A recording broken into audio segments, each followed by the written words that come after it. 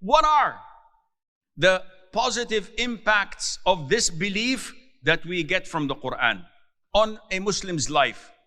We could go to Al-Fajr when we want to speak about the essence and the reality of Tawheed. People don't speak usually about these things because they want stories, they want funny jokes, they want something that is refreshing and entertaining.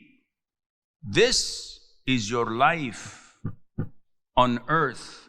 If you comprehend it and implement it, you will become the happiest man on earth or woman.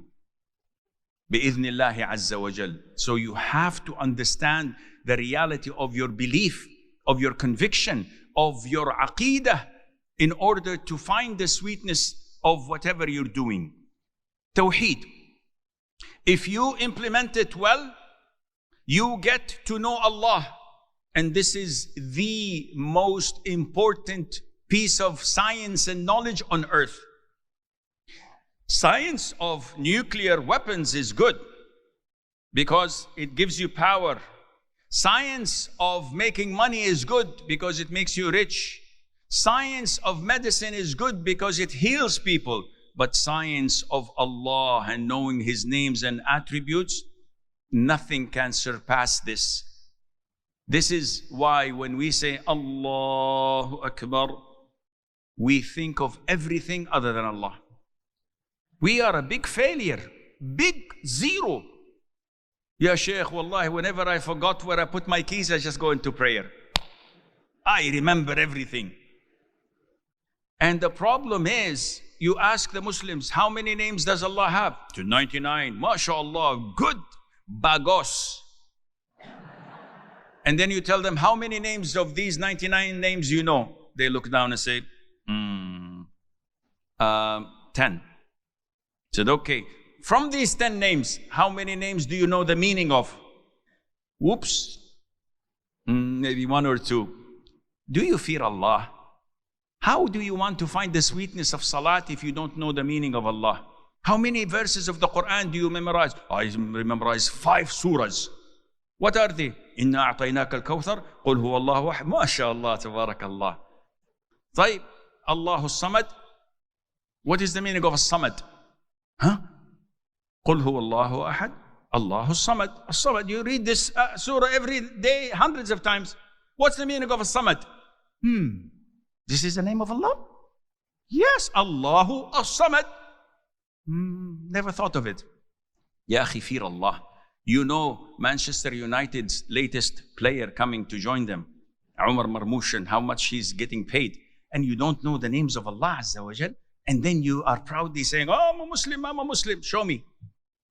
This is a big problem that we have. So Tawheed shows you who Allah is. And when you have Allah, you're the strongest man or woman. Well, woman, strongest man on earth. Inshallah. Number 2, when you have Tawheed, you have humility. You have modesty. You are humble. Why? You would never find someone who with real Tawheed, arrogant, looking down at people. You're white, you're black, you're yellow, you're red. You're from this country, you're from that country. I am this, I am that. Never. A real Muslim with aqeedah, with Tawheed, will always be humble. Like the Prophet alayhi salatu wasalam, the most humble person ever to walk the earth.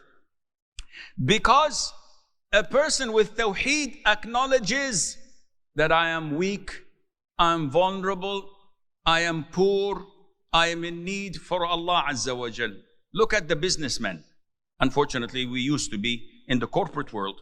So whenever we talk about our achievements in the annual meeting with the board, we say, and I managed to fulfill the targets of my plan for 2025 in the first quarter, and in the second quarter, I will do this, I will do that.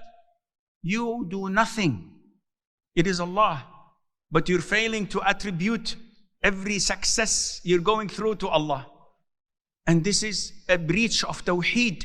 Your aqeedah is corrupt.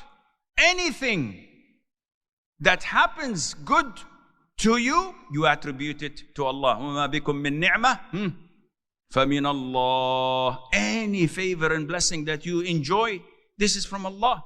But we don't have proper tawheed. And this is why a true muwahhid, a person with tawheed, he feels strong yet humble.